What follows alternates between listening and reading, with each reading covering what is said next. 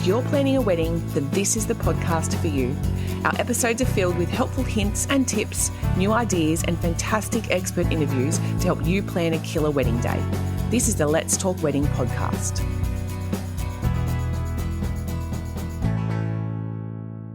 In today's episode, we'll be chatting about sourcing the perfect antique engagement or wedding ring, how to curate your wedding day look, and some ideas for sourcing bridesmaids' gifts that they will adore. I sit down for an interview with Sarah from Songbird Sara Antique Jewellery, who sources antique diamond and estate jewellery for her couples. I think choosing antique or vintage rings when it comes to your wedding can be such a special and definitely a sustainable purchase, and I find more and more of our brides and grooms are looking for more individuality and sustainability in their purchases. Choosing antique combines both a story with rarity and personality that you just won't necessarily get with an off-the-shelf ring from a jewellery store. So a little bit about our guest today. Fun fact, Sarah is actually a professional opera singer who has managed to turn her obsession with antique diamonds and estate fine jewellery into a profitable jewel career. The two sides of her professional life work together in perfect harmony while performing major roles with opera companies around the country, and through her travelling, she's able to source inventory from all over the world. This unique opportunity allows her to offer her customers some of the most unique and exquisite vintage and antique fine jewellery pieces available today. Sarah also enjoys working closely with brides to curate the perfect wedding day jewellery look, often centering around the bride's special family heirlooms and sourcing complementary pieces. So welcome onto today's episode, Sarah. Thank you so much for having me. You have a very interesting and unique life, right? Tell me a little bit about that. Yes. So my husband and I are actually both professional opera singers, and that lifestyle gives us a lot of opportunities to be on the road, experience different parts of the country, different parts of the world. We spend a lot of time in Europe when COVID isn't happening. So now we're not traveling very much, but usually we are. And that really gives me the opportunity to grow this jewelry business, which is something that I've been really, really passionate about. For a long time. I've been obsessed with vintage and antique jewelry for almost 15 years. And 2 years ago, I finally took the plunge and started my business. So it's a really interesting duality of, the performing life and then the glamour of jewelry. And they all seem to work together really well. I feel like life wouldn't be boring in your world. It's always something to mix it up and keep it interesting and unique. So I have been on your website. I love it, by the way. There's definitely a few pieces on there. I think like a little gorgeous sapphire ring that's got my name on it. So you've got some, gorgeous, one-of-a-kind pieces on there. So I obviously want to encourage people listening in to jump on there, have a little sticky beak, check it out. But to kick things off today, I would love to hear why you do love antique vintage jewelry, and I guess what makes you so drawn to that style of jewelry over more modern pieces. Absolutely. I love the stories behind them. So I really love that every piece has been loved and chosen and experienced by someone before me. And that makes it really special for me. I love learning about the different styles of the decades, what clothing people were wearing, what wedding dresses people were wearing, and fleshing out a story behind each piece. And I've always just been someone who liked to have things that no one else was wearing. So I think with vintage and antique jewelry, you really have the opportunity to have this one-of-a-kind piece that, you won't see your friends or your colleagues wearing, because you can't just go to the store and buy something that has been mass produced. So that really excites me. Another major part of it is that vintage and antique, so vintage is 20 years or older and antique is 100 years or older. So Right. A lot of the things, so like Art Deco, some of it has just become antique and some of it is vintage. But but one of the things that I really love about those pieces is the use of old cut diamonds. So, before the modern diamond cutting technology that we have today, and all of the imaging with computers that diamond cutters use for modern diamonds, diamond cutters were cutting things by hand. They had a totally different style of cutting. And the older the diamond, it was created to sparkle by candlelight or lamplight instead of sparkling by electric light that we have now. So these old cut diamonds are really, really special and gorgeous and unique. And each one is really, really different because, they were individually cut by hand by artists who were just using their knowledge to cut these stones. So I am super drawn to old mine cuts and old European cuts, as well as other old cuts. And that's something that really got me into vintage and antique jewelry from the start. I love it. I could tell you're so passionate about it. You actually know lots about, the behind the scenes of where it all came from, not just about how pretty it is, which I really, have enjoyed listening to just now. And I guess it's just the sustainability of it as well. I think in today's, day and age is just a really nice thing to be able to reuse and continue to wear and enjoy pieces from the past rather than just recreating. And as you said, cookie cutter sort of store-bought off-the-shelf jewelry is, again, nothing wrong with that, but it's a very different style of ring and jewelry. So, can you take me through a little bit about the difference between we touched on it a little bit, but vintage and antique engagement ring styles, and I guess how brides can choose one that might be right for them? Yeah, I think that, a lot of people are a bit intimidated when they start thinking about vintage because, they think, oh, it's a totally different style that I might not have experience with. But actually, most styles that are popular now are just coming back into fashion. They're vintage styles that have come around again. Nothing is totally new. So, if a bride loves the look of a halo engagement ring. The halo was really, really popular in Victorian, Edwardian, and Art Deco engagement rings. So that's a really good start to, if you like a modern halo, but you want to go a little more vintage or antique, look at those eras and look at an antique halo. If you are a little more clean lines, the rings of the 40s and 50s are great for that.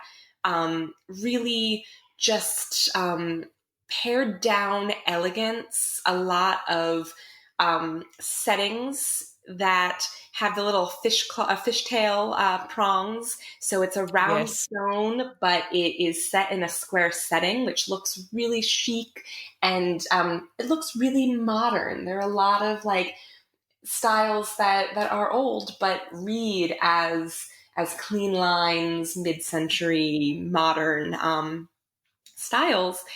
And then I think, for brides who are thinking more of the sustainability of it, and they do want a modern setting, you can buy an estate or modern vintage setting from, the 90s or the 2000s, but you're not making something new. You're appreciating something that's already been created and you're not expanding on your carbon footprint with your engagement ring style. So I think, no matter what your style is, even if you think it's super modern, there's probably a vintage or antique style that really goes well with what you're looking for. I love that. I think it just gives a couple of different options for people to choose from as well, if they want to sort of, see if they can find something and then I guess, that suits their style and that sort of thing. And so with vintage or antique engagement rings, and that was interesting to find. What did you say before about the two differences were? So what was vintage? How many years old is that considered? 20 years or older. So it's funny Right. to think that technically the year 2000 is I know. vintage. Makes me feel Which old. scary thought. It's a scary thought. And I don't really, I don't carry too many things that are that modern. Usually like 50s or 60s, maybe 70s. And if there's something modern that speaks to me, I'll always make an exception. But you know, I don't usually focus on things that are that modern. But technically, the year 2000 is vintage, and then antique is 100 years or older. Okay. And you're right about a lot of the styles coming back in. I'm just reflecting on a lot of our, beautiful couples rings and how they do have a different cut that's not as I guess modern, sort of got that really beautiful, like my grandma's rings vibe to it. And obviously I don't know much about jewelry and the cuts, but like you were explaining before, it's definitely sort of, come back around again, that sort of look that's in it. That goes with styling and stuff as well. I've seen, even from when I started 8 years ago, different trends already filtering back through now. So yeah, it's just how the world works, I guess. But so for brides or grooms, I guess, that are, decided that antique vintage rings are for them, what are some ideas of how you could sort of give hints to your partner, I guess, to get the ring of their dreams? That could be a little bit difficult. It's really important that if you want something specific, you don't expect your partner to read your mind.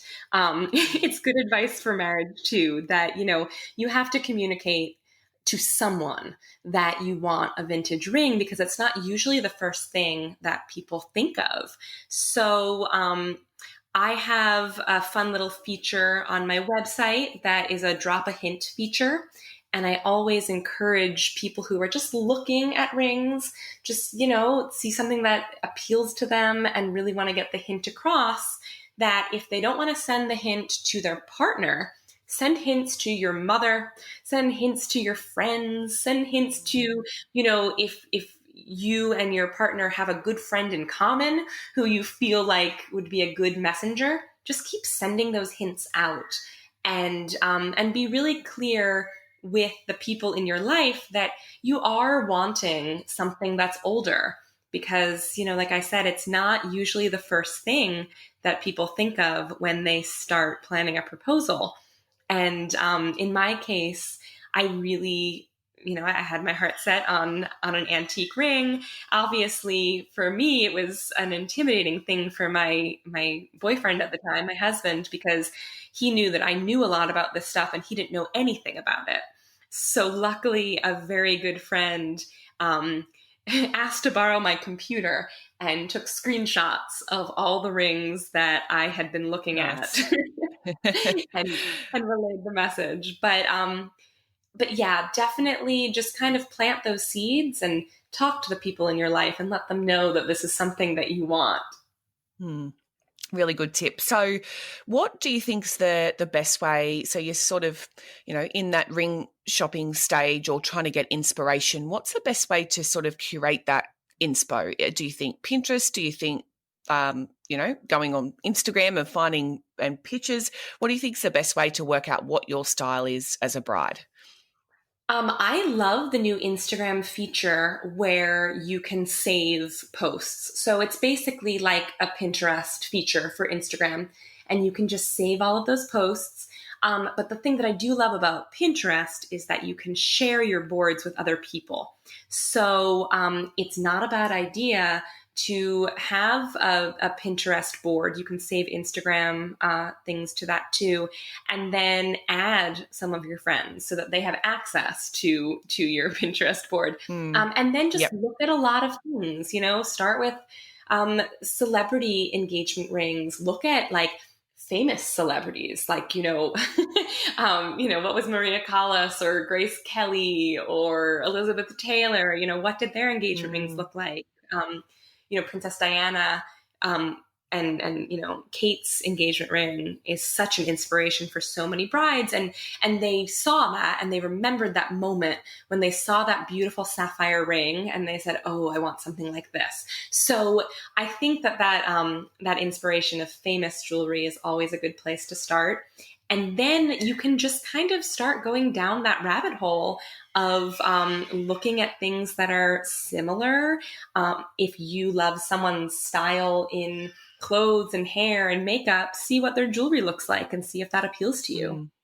Yeah, great idea. And I think Pinterest feature I love as well at the moment that it, when you start to pin particular looks, it pulls up other suggestions. So I guess you can, go down that rabbit hole as well Yes. in finding other inspo that way. And so let's move on to the wedding day look as a whole. So I'd love you to run me through some more common, top to toe pieces that a bridesmaid choose to wear on her wedding day when sort of really pulling together that whole jewelry look that they're going to wear on their wedding.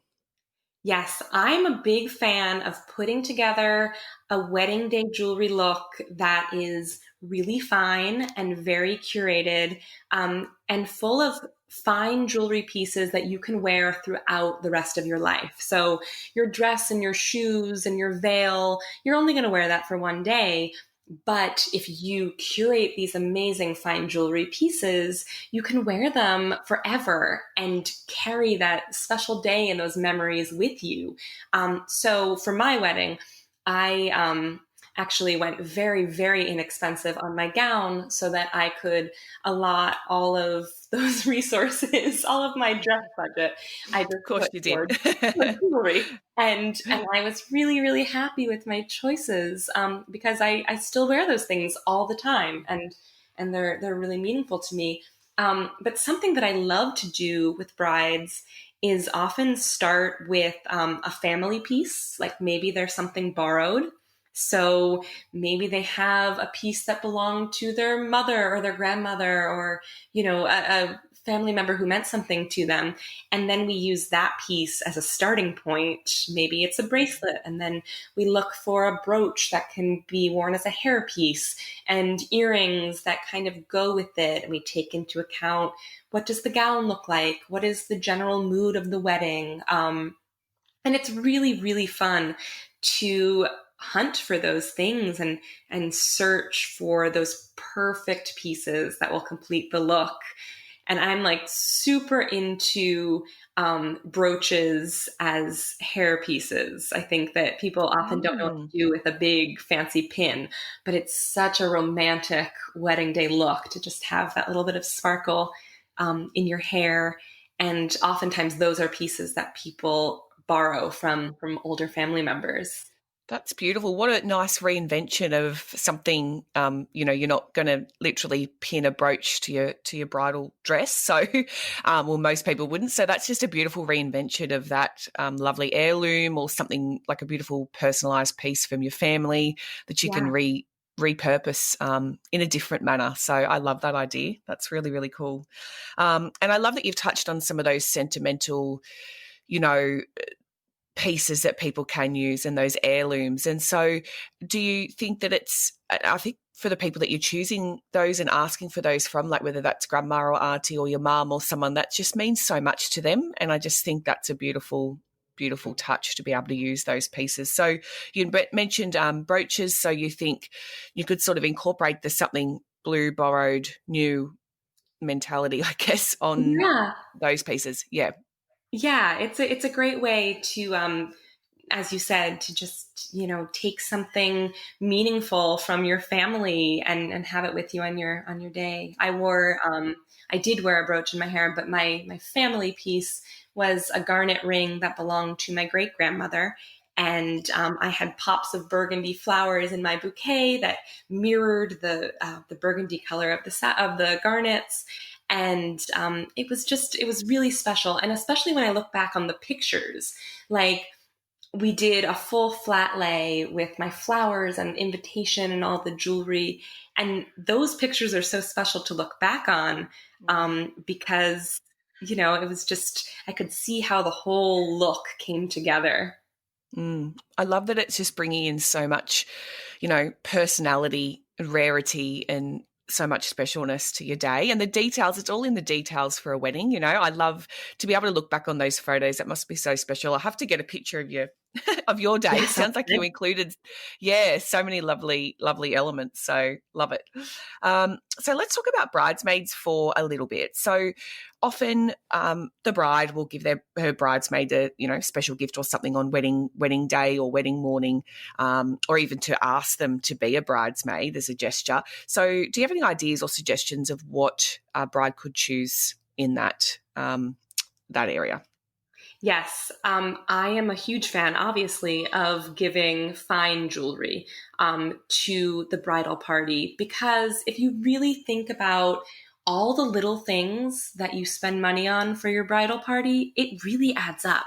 So by the time you do a robe and a t-shirt for your bachelorette and the cups and the, photos and all of the things, that you gather on Pinterest that, your bridal party will wear for that one day and then be left with, a bunch of t-shirts that say bridesmaid on them. You can really just do one major gift. And I really, especially for small bridal parties, have so much fun helping brides find that perfect gold charm or little pair of earrings or, ring that's like really specific to their attendant's taste. So everyone gets something different and it's something valuable and meaningful that they will actually wear. So that's always really, really fun. And it's really exciting to hear about everyone's personalities and help the bride find that perfect piece. And because everyone gets something different, it can be from a different era, it can be a different color, it can be a different style. It's really about finding that thing that is like the perfect gift for the friend that is with you on that special day. I love that. So it's about sort of considering pooling all of, the different little elements that you are maybe going to bring together that, you are right. A lot of them will be used for a couple of hours and then sort of discarded because they're more novelty products, I guess. And this is just, what a beautiful idea. I'd love to be a bridesmaid and get something special that I'll actually wear and continue to keep and reminds me of that day as well. So I think that's, a really, really great suggestion. So anything else that you wanted to touch on today? We've smashed through this episode. You've been so helpful. It's been really, really cool. So, anything that you wanted to touch on or any final words for couples looking to choose a wedding or engagement ring? Yes, I love educating people about this. And my Instagram is a really great way to just learn and gain information. And I try and make it like a fun window shopping experience. So my stories always have just pretty things to look at, beautiful pictures and videos of the pieces. And I'm always really, really happy to answer questions. So awesome. Yeah. So for anyone who, is trying to figure out what style they like or what old cut diamond they're interested in, I love being a resource for that. So my Instagram is at Songbird Sara Jewellery. And I think you may spell jewelry different than we do in America, but here it only has one L. And right. and my name is Sara, but Songbird Sara Jewellery. And slide into my DMs, ask me any questions. I guarantee that if you have a question about it, someone else has a question about it. So it's always really helpful for me to hear what people want to learn about.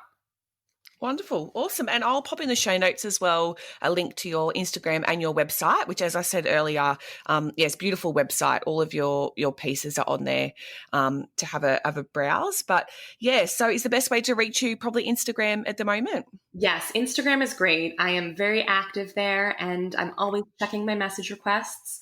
So yes. But if you don't have Instagram, you can just write me an email through my website. Okay, wonderful. Thank you so much for coming onto the episode today, Sarah. I really appreciate your feedback and advice. Thank you so much. It was a pleasure. And as always, your reviews and feedback are very important to us. So please keep a little podcast going by leaving a review and subscribing to the Let's Talk Weddings podcast. If you have any topics you'd like me to cover, I'd absolutely love to hear from you. So please shoot me a message via my Instagram, which is Wed Event Creators. That's WEDEVENT CREATORS, Wed Event Creators. I'll pop that in the show notes and I will catch you next time.